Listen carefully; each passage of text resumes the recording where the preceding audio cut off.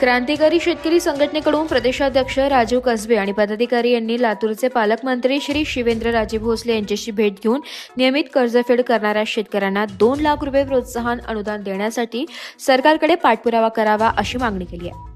काय सांगाल आज पालकमंत्री यांना तुम्ही निवेदन दिलात, काय प्रतिक्रिया?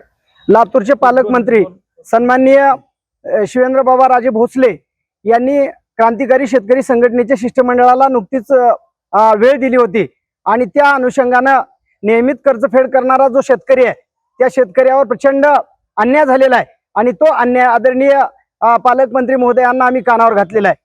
त्यांना 50,000 रुपयाची अल्पसी तरतूद करून शेतकऱ्यांची अक्षरशः बोळवण केलेली आहे।